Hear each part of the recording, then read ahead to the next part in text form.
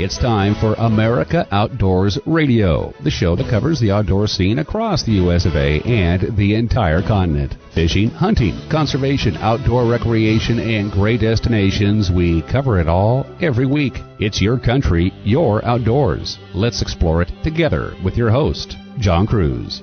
You know me, I'm a cup half full sort of guy, but we've got to start off this show by acknowledging the horror show that is playing out in Northern California, and it's been going on for well over a week now. We're talking about wildfires that have torched thousands and thousands of acres, have destroyed countless homes, and have caused the death of several firefighters and residents who live in this area. We've got a number of stations within Northern California, and trust me, our hearts and prayers are going out to you. And for those of you who live outside that area and you want to help, one way to do so is to go to redcross.org. That's the site of the American Red Cross, and they do disaster relief in situations just like this. Fires, wildfires, fires that burn down homes. You can donate to their Home Fires campaign, and that money is going to help not only folks who live in California that are suffering losses right now,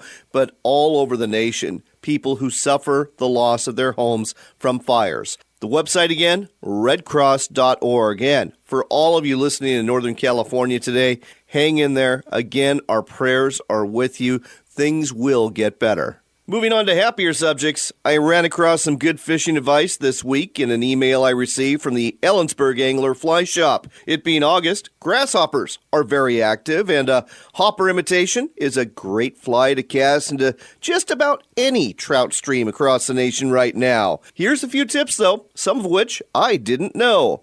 First off, don't be afraid to fish a hopper pattern in the middle of the day. After all, grasshoppers are most active at this time of day, and if you put that offering in front of a trout, there's a good chance that fish is going to bite. Second, don't be afraid to switch up your flies. Trout can get picky. I know this from personal experience, and if you get a couple of hits on a fly, and that's it, try changing your offering and making a few more casts in the same hole or run before you move on. You just might be in for a pleasant surprise if you do. Finally, when fishing hoppers, a dead drift is not necessarily the way to go. Think about it. A real grasshopper that falls in the water uses its legs to try to get back to shore. So, consider a twitch or a skate to imitate that action. I'm willing to bet you'll draw a strike when you do. Our thanks again to the Ellensburg Angler for this great trout fishing info. This week on the show, again, it is August, and in case you didn't know, it's National Shooting Sports Month. In just a minute, we'll tell you about a website that is chock full of information about ranges offering competitive shooting, whether you're into skeet, trap, sporting clays, three-gun competitions, or cowboy action shooting. And I think it would be fair to say that we are deep into the dog days of summer as well. And I don't know about you, but I can use a little help at this time of year catching fish, especially walleye.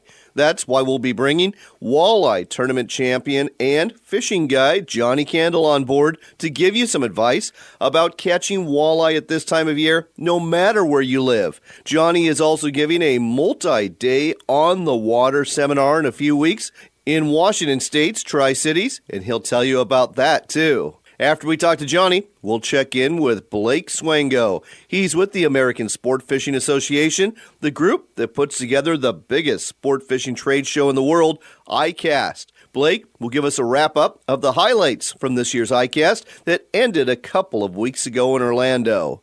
From Florida, we'll head to Texas to tell you about a really expensive mistake the skipper of $1 million fishing boat made that, to use a phrase from an old game we used to play as kids, sunk his battleship. And in honor of our new listeners in eastern Utah tuning into our show on KOAL AM 750 and FM 107.3, we thought we'd let you know about a great fishing lake in their neck of the woods that's fishing really well right now, a place you might want to visit if you're within any driving distance at all. Finally, we'll head to the East Cape of Baja, Mexico, and check in with Eddie Dalmau with Van Wormer Resorts. Their second annual East Cape Gold Cup Wahoo Jackpot Tournament is coming up August 25th with $100,000 in cash and prizes at stake for this one-day event, and someone is going to be taking home a brand new Volkswagen SUV who brings in the biggest Wahoo of this tournament.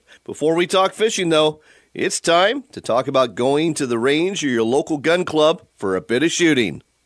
August is National Shooting Sports Month, and that's why we are talking to Bill Broussard. He is the Senior Director of Communications for the National Shooting Sports Foundation. They do a lot of great work promoting the shooting sports, promoting firearm safety, and they also put on a little show called SHOT Show every year. Bill, welcome to the show. Thanks, John. It's great to be here. So, Bill, I wanted to talk about this new website, letsgoshooting.org. Why don't you tell our listeners a little more about it? Well, letsgoshooting.org is a new site, as you say, and it's a great resource for all things related to target shooting. People can find a range or a retailer anywhere in the country on the site. They can learn about different types of shooting sports, handgun, rifle, shotgun sports.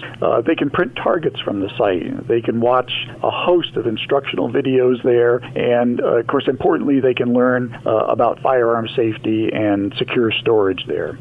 You know, one thing I like about this website is it's geared not just for experienced shooters, but in particular for brand new shooters, too.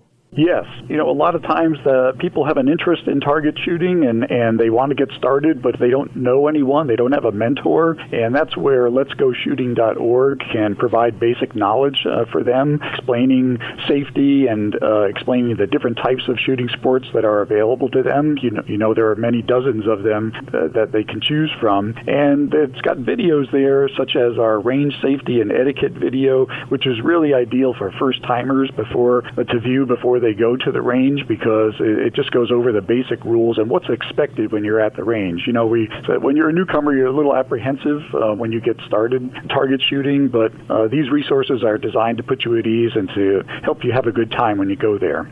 Not only that, but this is a great resource in terms of finding out the nearest range near you. Great resource when it comes to that. Let's talk about participation rates. I think people are going to be surprised about how many people across America actually participate in the shooting sports. Yeah, our research at the National Shooting Sports Foundation show that about 50 million Americans participate in some form of target shooting or hunting. And the really good news is that additional research shows that some 24 million Americans indicate they are highly interested in learning about target shooting. And what they need is an invitation or access to how-to information to get started. So, you know, if you're an experienced shooter, you can fill the role of a mentor and invite one of those 24 million people out to the range to get started, or you can point them to letsgoshooting.org. You know, I'm going to date both of us here. When you and I were young men, if you wanted to go to the range, you basically had about 4 choices. You could go to a pistol range, you could go to a range and you could sight in your rifle, or you could go to a club and shoot skeet, or you could shoot trap. But it's grown a lot more since then. What are some of the new trends that you're seeing in terms of participation in the shooting sports? What are people doing these days? Yeah, well, first of all, you know, we've heard the story for several years now that women are taking up target shooting and hunting and owning firearms for personal and home protection, and that continues to be a trend. So if you go to the range these days, almost any range anywhere in the country, you're going to see many more women there, you know, target shooting and socializing. And that's actually spawned groups like Becoming an Outdoors Woman and the Well-Armed Women Club. These are active around the country, and they provide support and introductions to women, you know, wanting to learn about gun ownership. And, you know, youth continue to be an active part in the shooting sports world. I mean, there's programs like the Scholastic Clay Target program, which drew, you know, hundreds of kids recently to the national championships out in Ohio. And another trend that is not so much about participation, but is about facilities, is there are so many new modern indoor shooting ranges opening up around the country. You know, I always point to one in Virginia called Elite Shooting Sports, and they offer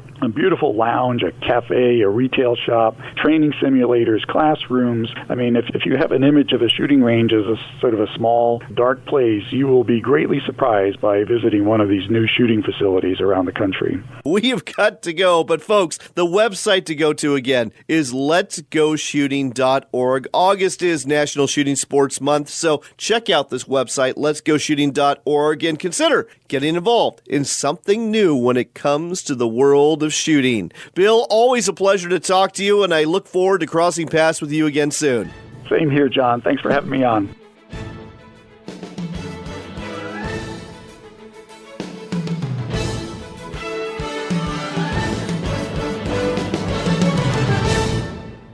Last week, we told you about a great 2-for-1 special at Sportsman's Cove Lodge in Southeast Alaska, and that filled up. But guess what? There's been a cancellation, so they are offering another one. That's right, a 2-for-1 special. You arrive August 25th. You fish from the 26th through the 29th. The cost, less than $4,000, and 2 of you get to go to a luxury Alaska lodge where the food is great, the accommodations are wonderful, the customer service is off the charts, and oh yes, the fishing is out of this world for salmon, for halibut, for rockfish, for lingcod, and more. The website to find out more, alaskasbestlodge.com. That's alaskasbestlodge.com. Contact Denise, ask for the August 2-for-1 special, and hurry because space is very limited. If you consider yourself a hardcore fisherman who takes pride in being the first person on the water and the last one off, Fish Fighter products were designed for you. Fish Fighter products are used by the top fishing guides in the Northwest because they know having the right equipment is imperative to a successful fishing trip. With our Relentless Series tackle trays, rocket launcher rod racks, and breakaway river anchors, you'll spend more time chasing the fish, not your gear. Designed and built right here in the USA. Gear up at fishfighterproducts.com.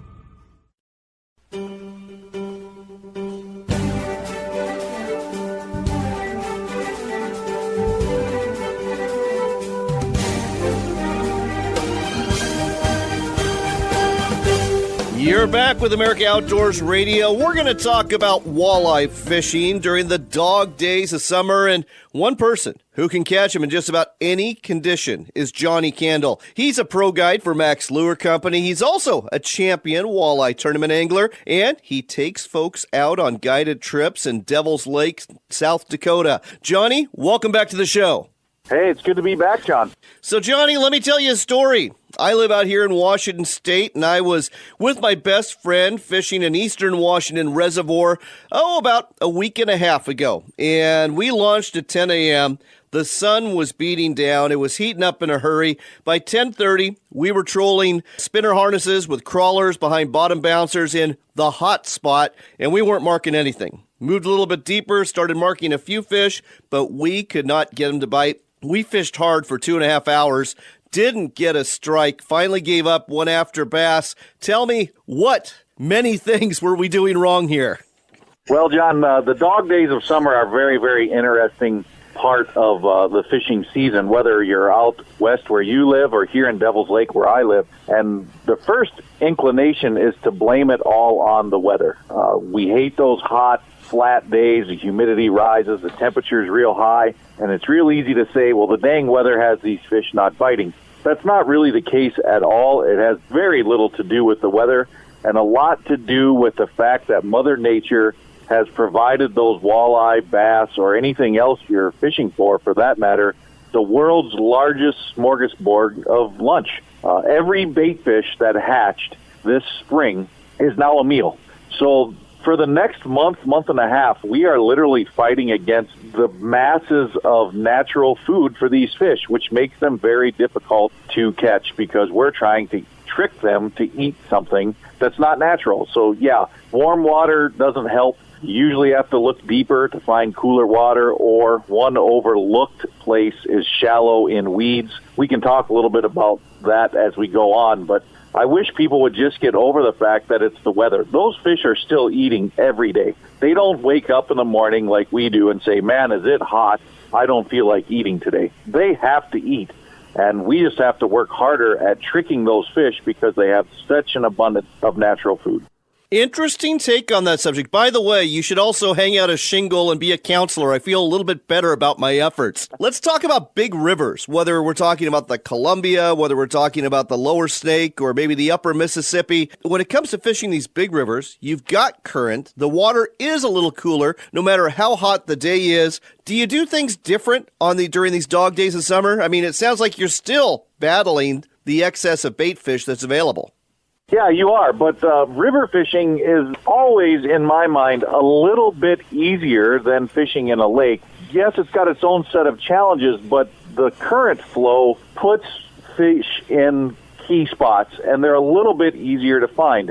Let's face it, you can pick any of the reservoirs or any of the natural lakes across the country, and a fish can swim anywhere they want to swim. But when you start looking at the Columbia River, the Missouri River, the Mississippi River, the bigger rivers across the country, they have a fair amount of current flow even at this time of the year, and that current eliminates a lot of water where a fish just cannot hang out. The current is too fast, or the bait gets swept by too quickly. So they try to find those areas where there's a fast current next to a slow current, and that really can screw things up for us as anglers trying to fish the faster water, but the walleyes living in the slower water. Again, the advantage comes from the fact that the fish will be in the slower water. That eliminates the faster water, gives us more time to fish smaller areas. Hopefully we can catch a few more fish. When it comes to fishing big rivers during the middle of the summer, is there one special tactic you like to use, whether it be jigging or trolling bottom bouncers or something else? Well, in the middle of summer, the fish are usually, and again, I'm using air quotes when I say usually because there's no set rule when it comes to fishing, but they're usually in those smaller spots, which is going to eliminate trolling crankbaits, dragging bottom bouncers and spinners. You're going to be fishing with more pinpoint accuracy. You're going to be positioning your boat maybe upstream of a nice current break or tucked in behind a wing dam or a break wall of sorts where there's again, reduced current. That means we're probably going to be casting or vertical jigging, maybe throwing some crankbaits, casting some jigs. Blade baits are a great option. And again, vertical jigging maybe with a piece of live bait, a half a night crawler out there on the Columbia, or out here in the Midwest, putting a big minnow on a live bait rig and trying to hold it right on the edge of these smaller, more well-defined current breaks. That seems to put more fish in the boat for me, and got many, many years of experience using that. Again, slower current, wintertime, yes, troll those big, long stretches, but when the current's ripping, water's a little higher, fish the pinpoint spots and try to stay right on them. You're listening to America Outdoors Radio. We're talking to Johnny Candle. He's a pro guide for Max Lure Company. He's a champion walleye tournament angler, and he's a guide who takes folks out fishing for walleye out in Devil's Lake in South Dakota. In addition to this, Johnny, you host on-the-water seminars for anglers that can go several days, and you got one coming up in Kennewick, Washington, the Tri-Cities, October 25th through the 28th. The Columbia River is definitely a hot spot for walleye, especially around the Tri-Cities. What are you going to be doing there? It sounds like a great opportunity for walleye anglers. Yeah, these are a fun way to meet more anglers, learn more about fishing, and up your game. They have stemmed from the many years of classroom teaching I've done over the years. Obviously, I do the 1-hour seminars. Folks out there have seen at many of the sports shows. Do an all-day fishing school or walleye school specifically called Walleye University that I have presented in Kennewick, Washington, I think 3 years in a row now. This is just the next level. It's taking it from looking at a PowerPoint presentation to actually doing it with the help of a teacher or a professional angler in your boat with you. So you sign up for the class, you show up on Thursday evening with your own boat and equipment. We have some classroom stuff Thursday evening. Friday morning we get up, we do a little bit more classroom, but by 8 o'clock in the morning, we are in your boats on the water with you using your equipment on the Columbia River to help you take what you own and use that as efficiently and effectively as you can to catch more fish. So we bounce back and forth Thursday, Friday, Saturday, and Sunday from the classroom to your boat. There'll be myself and a handful of other teachers that I'll bring with me. Some are names you may know from the Tri-Cities area that fish the Columbia River often. Others are professional anglers like myself from other parts of the country. But one-on-one, hands-on, learn about it in the classroom, put the rod in your hand, get in the boat, and go do it for a couple hours so you can instantly see the results. And I actually, for this school, put the bounty on the class. Anyone that catches a walleye over 18 pounds will get their money back for the school. Hopefully, I don't get paid for the week. It would be really cool to see everybody in the class catch a great big giant fish. So hopefully that will happen. That is awesome. Folks, this is taking place at the Clover Island Inn in Kennewick. I've been there before, right on the Columbia River. It's got a restaurant, got a lounge, got everything you need to be comfortable there. And this is a wonderful opportunity. No matter what your level of experience is as a walleye angler, you're going to come out 2 or 3 levels higher at the end of this. It's October 25th through the 28th. It's the Columbia River Walleye School presented by Johnny Candle. It's taking place in Kennewick, Washington. If you want to be a better walleye angler, you don't want to miss this. Go to Johnny's website, JohnnyCandle.com. That's JohnnyCandle.com. That's Johnny with an I-E, and sign up for this opportunity. Space is limited. Johnny, thanks for telling us all about this on America Outdoors Radio. It's been a pleasure.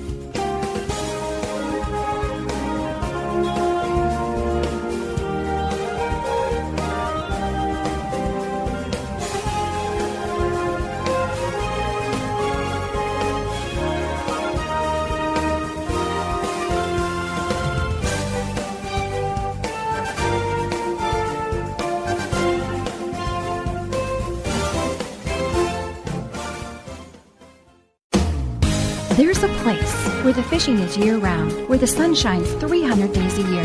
The wineries and breweries are right downtown. The hiking and cycling offer spectacular views you just don't get in the big cities. Fortunately, the place is real and vibrant. It's the Dalles, Oregon, just 90 short minutes from Portland, along the gorgeous Columbia River, where the adventures are limited only by your imagination. Find out more at explorethedalles.com.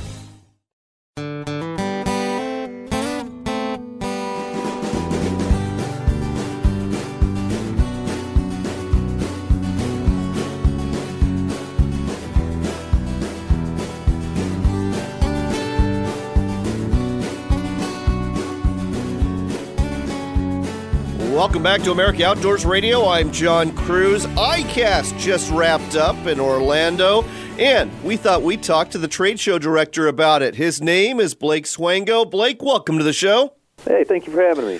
So ICAST is, well, I think it's fair to say, the biggest trade show for the sport fishing industry in the entire world. How big of a show was it this year in terms of numbers, both of exhibitors and attendees?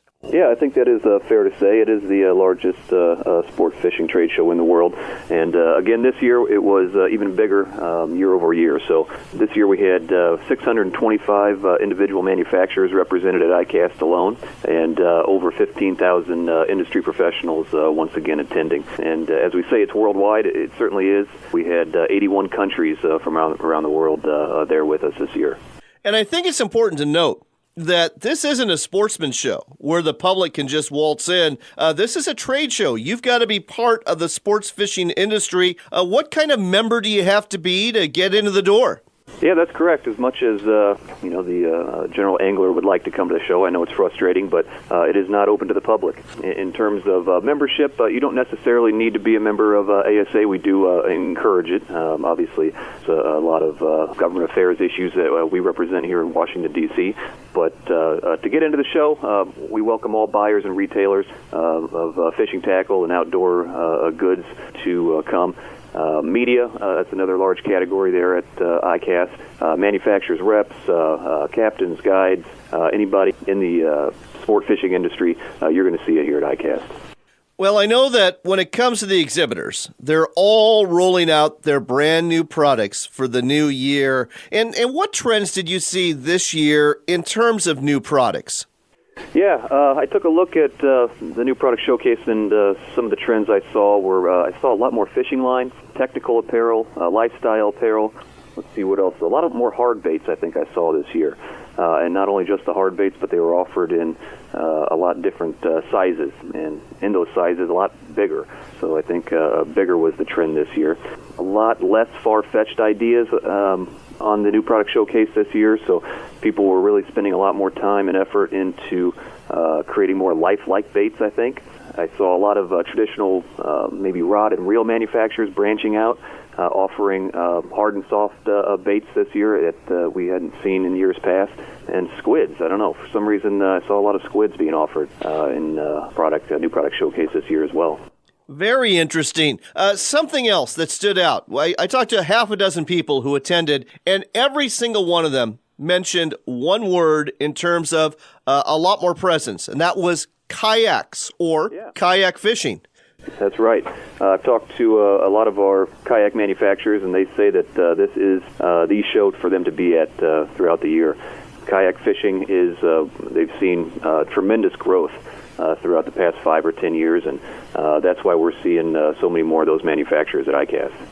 Something else, and this goes more towards the demographics that a lot of folks that went to ICAST saw this year, at least what they told me about. They saw a lot more women, but it was two categories. There were women that didn't really seem to know their way around a fishing pole or a fishing reel, but they looked really nice. And then there was a lot of women who were clearly part of the industry and involved and wanting to engage with some of the exhibitors there. Yeah, I guess I'll address each one of those separately. And sure, our manufacturers continue to have or hire models to represent their product, and some may or may not know the fishing industry, but they kind of learn on the fly as they get down to the show. But more importantly, let's talk about the second category that you saw there. But yeah, women in fishing. We're seeing more and more of it, and it's certainly important to the sport fishing community. We had a booth this year called the 60 and 60 booth. It's an initiative of ASA and RBFF, but one of the portions of that booth was getting to know your customer, and women was certainly one of the categories that we were focusing on, and letting these retailers know that this is a huge segment of our industry, and you need to be able to focus on getting them fishing. That they are the ones, not they only, but they're certainly involved in getting the youth out there as well. Well, they really are. And I think, I've read literature that women are probably the fastest growing demographic, not just in fishing, but in hunting and the shooting sports as well. So it's great to see this increased involvement and this increased penetration by females in the sport fishing industry, and the fact that if there was a glass ceiling, it seems to be collapsing. Yes, I would agree with that, and we're excited about this trend and hope to see that continue in future years. You're listening to America Outdoors Radio. I'm John Cruz. We're talking to Blake Swango. He's the trade show director for ICAST, which just wrapped up in Orlando, Florida. All the manufacturers want to win the Best New Product Awards, and when they do, it jumpstarts sales. There's lots of press releases that go out. But I've always wondered, how are these awards determined? Who judges it? Sure. So these new products are entered each year. This year we had 974 new products entered into the new product showcase by 331 manufacturers. These are set on display, and Tuesday before the actual exhibition opens, we have what's called the New Product Showcase Awards Reception. This is open to buyers, retail buyers, wholesale buyers, and media only. These individuals can come in starting at 5 p.m. to start to review the new products and cast a vote. There was a change in how the voting process was done this year, and I'll get into that just here in a moment. But from the Tuesday evening reception through Wednesday at 2 p.m., these buyers and media are voting on 25 Best of Category awards. So after those votes are tallied at that 2 p.m., there's an awards reception that Wednesday evening, and whoever has won each one of these categories will be announced. Some of these categories are fishing accessories, electronics, rods, reels, and so on. We will take those new products, those 25 Best of Category products, and we put them on display. And again, there's a second round of voting for buyers and media to go through, and they will select one of those category winners to win the overall Best of Show awards. And what was the winner for the Best of Show award this year, the Big Enchilada? Yeah, this year it was Garmin with their Panoptix LiveScope. Very cool product from what I could see on display. It's essentially a live scanning, all-seeing sonar. It gives the angler the ability to see all around their boat in real time and in 3 dimensions. Very cool. And you mentioned there was a change in the voting this year. Yes, there was a change this year. In years past, the votes were tallied just through that Tuesday reception on through Wednesday at 2. And then whoever received the most of overall votes won Best of Show. There was concern that this might not have created an even playing field, as some of the categories you weren't able to submit as many products, so it kind of possibly skewed the voting a little bit. So this was a new platform that was created this year that we thought, my committee thought, and board thought that would make it more even throughout the 25 categories. Well, for what it's worth, it sounds like a very smart move to me. Starting to run short on time, but where and when is ICAST taking place in 2019? Yeah, we'll be back down in sunny Orlando, Florida, the second week of July, with the Super Tuesday events kicking off on July 9th and the exhibition opening on the 10th, running through the 12th. And the website so folks can find out more about ICAST and maybe figure out how to attend. Yeah, check out icastfishing.org.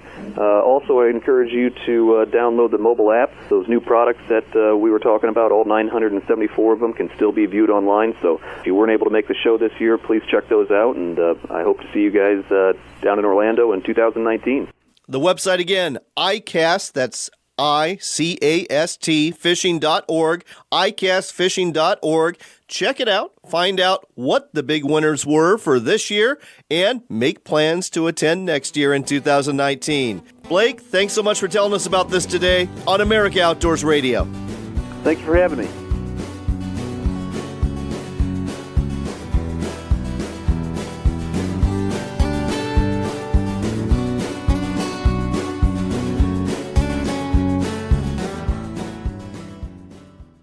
Last week, we told you about a great 2-for-1 special at Sportsman's Cove Lodge in Southeast Alaska, and that filled up. But guess what? There's been a cancellation, so they are offering another one. That's right, a 2-for-1 special. You arrive August 25th. You fish from the 26th through the 29th. The cost, less than $4,000, and 2 of you get to go to a luxury Alaska lodge where the food is great, the accommodations are wonderful, the customer service is off the charts, and oh yes, the fishing is out of this world for salmon, for halibut, for rockfish, for lingcod, and more. The website to find out more, alaskasbestlodge.com. That's alaskasbestlodge.com. Contact Denise, ask for the August 2-for-1 special, and hurry because space is very limited.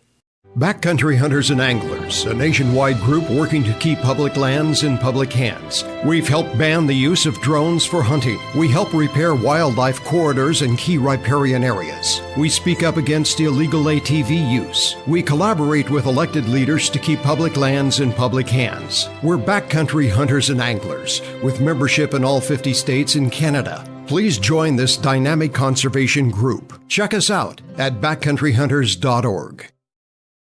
Hi, I'm Craig Boddington. I've written about hunting for 40 years, much of it in bear country. I trust my life to Bear Spray because the research is in. It stopped bears 92% of the time and prevented injury 98% of the time. Bear Spray requires less accuracy and won't harm your companions or the bear. Carry Bear Spray in bear country. Keep it accessible and practice.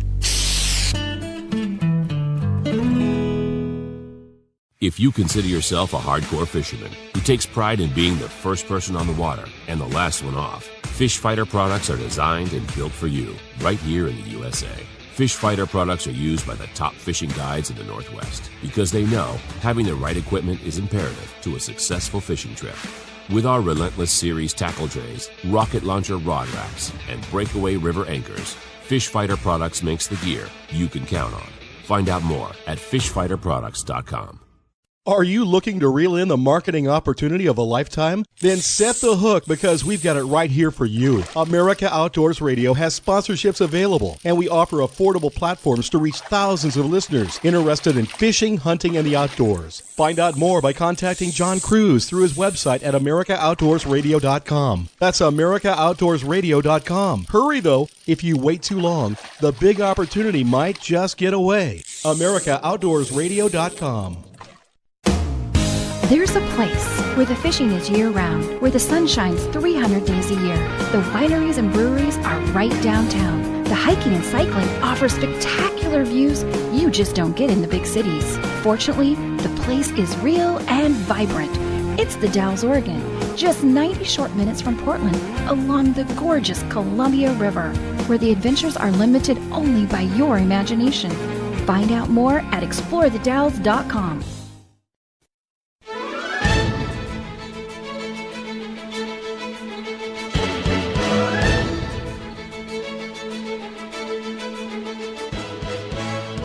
You're back with America Outdoors Radio. I'm John Cruz, and this portion of the show is brought to you by Fish Fighter Products.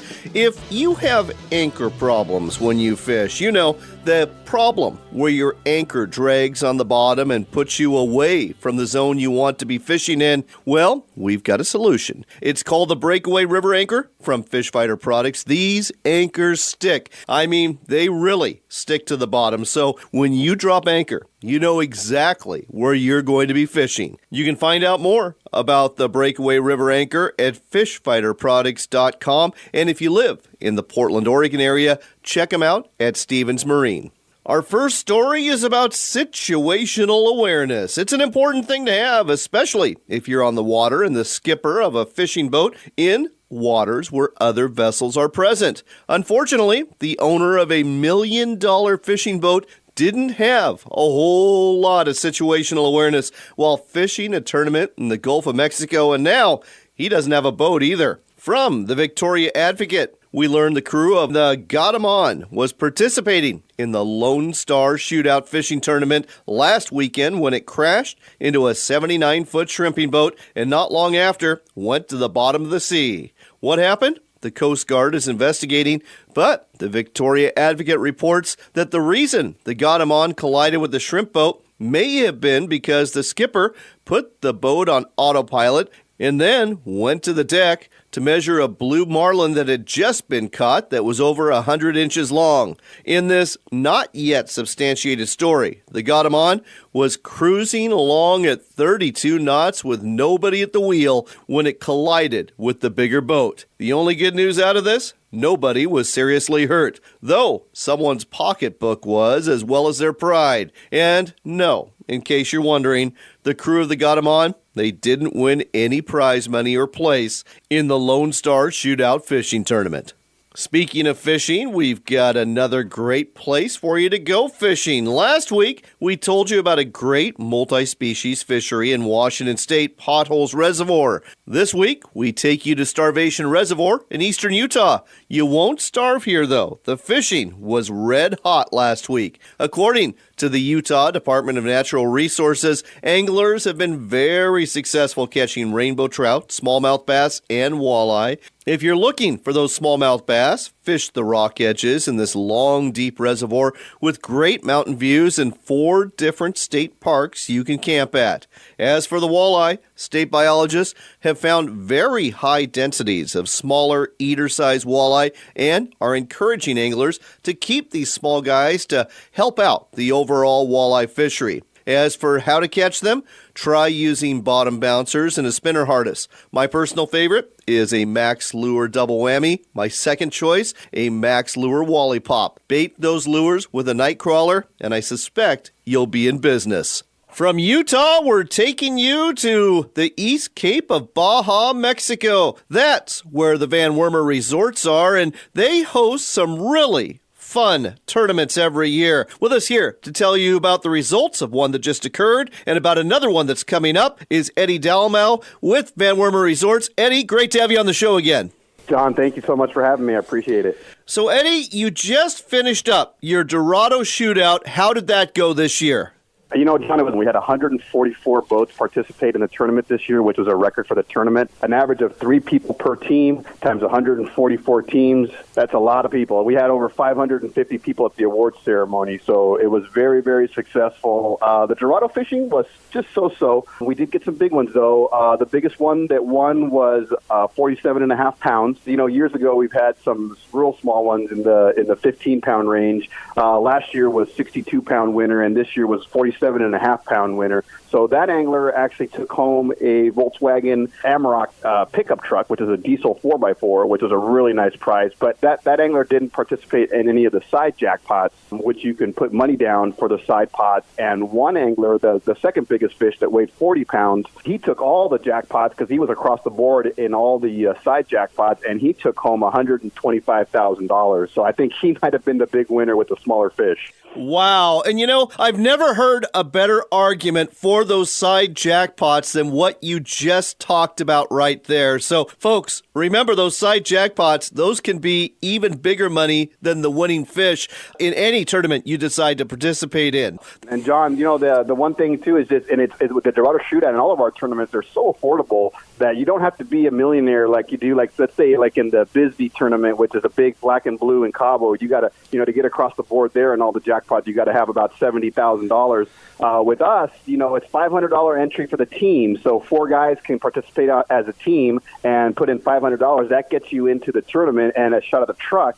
And then the jackpots across the board is only $2,000. So for $2,500, you're across the board and you have a shot at the pickup and all the money, and you know, $125,000 and a $40,000 pickup for a $2,500 entry for the team. And you divide that entry fee by 4 people. It's really not a lot of money.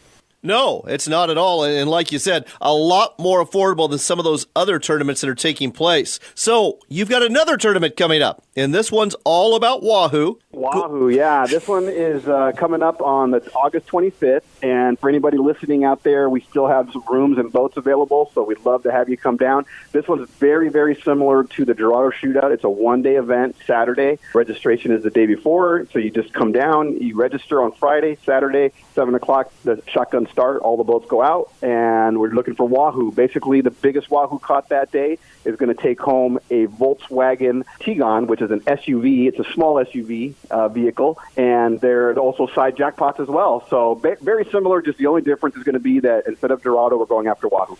Are the Wahoo in right now, and what's your guess on how big of a Wahoo it's going to take to win? The Wahoo fishing right now has been incredible. It's almost like it was like perfect timing. I mean, this week, just everyone's hitting Wahoo. 3 Wahoos per boat on average. And I would say if you're not going to have at least a 50-pound Wahoo, you probably aren't going to win because of all the Wahoo that I've seen coming in the last week or so. It's probably going to take about a 50-pounder at least to win it down there. And the great thing about this tournament, too, is, like I said, in the Dorado Shootout, 144 boats participated. So you had to compete against 144 boats. In this tournament, since it's only the second annual, we're going to be right around 40 to 60 teams. So your chances of winning are significantly greater with only competing against 40 to 60 teams, being that this is the second annual, but you're going to take home a car just like the other one, and you're going to take home some good prize money as well. So definitely encourage anybody who's never participated in the tournament, if this is your first time, this is a great one to start because it's very easy to get in. It's a one day, so anyone's got a shot of catching a big fish in one day, and it's a good way just to introduce yourself to tournament fishing. One more question, Eddie. A lot of our folks listening today, they don't have a boat that they can take down to the East Cape and Baja there. You know, if somebody's listening and says, man, I'd love to do that with some of my buddies, can they literally call down, enter the tournament, and can you hook them up with a guide on a Panga or a cruiser so they can participate? Absolutely. That's what we do. You know, we have the largest boat fleet in Mexico. We have about 40 boats in our fleet. So, and then we have super Pangas as well. So we have cruisers, super Pangas. You know, we'll hook you up with the room, the boat. Our dock is right out in front of the hotel. So basically you have breakfast in the morning, you walk down to the dock, the boat dispatcher puts you on your boat with your ice chest, with your drinks and your lunch, and away you go. And then you fish from, basically for the tournament, you're fishing from 7 to 4, and you're back weighing fish, and then you just wait for the evening for the award ceremony, which is included included in the tournament, your dinner, and then we raffle off hundreds of thousands of dollars worth of prizes that our sponsors give us, from Furuno Electronics to Penn Reels and Rods, from St. Croix, and just beautiful prizes that we give away, just raffle. So we're just giving this stuff away in the award ceremony. So definitely doable. You don't need a boat. We'll take care of you from room to boat, entry fee, everything. This sounds like a ton of fun, no matter what your experience level. It's the East Cape Gold Cup Wahoo Tournament. It's taking place at the Van Wormer Resorts. The website to find out more is vanwormerresorts.com. That's vanwormerresorts.com for the East Cape Gold Cup Wahoo Tournament taking place August 25th. Eddie, always a pleasure. Thank you so much, John. I look forward to talking to you again soon. After you check out the Van Wormer Resorts website, we've got a couple of other places for you to go on the web. One of them is our website, AmericaOutdoorsRadio.com. We've got a Facebook page, too. It's America Outdoors Radio. And another place to go online is TalkAmericaRadio.us. It's the new voice of conservative talk radio. They've got a great lineup, and we are tickled pink to be in such good company. That site again, TalkAmericaRadio.us. Finally, if you didn't catch all of our show or just want to hear portions again, you can. We put this broadcast online every week. You just have to wait a couple of days for us to do it. As to where you'll find it, just go to YouTube, Stitcher, or Podbean and look for America Outdoors Radio. Our thanks again to the folks at KOAL, AM 750 and FM 107.3 for picking up our show for folks to hear throughout eastern Utah. We look forward to sharing the outdoors with you for a long time coming. We've got to go, but I do hope you are blessed in the days ahead and that you manage to find a way to stay cool during these hot summer days. Getting out on the water or into the mountains and woods is one way to do that. Remember, it is your country and your outdoors, so get out there and enjoy it.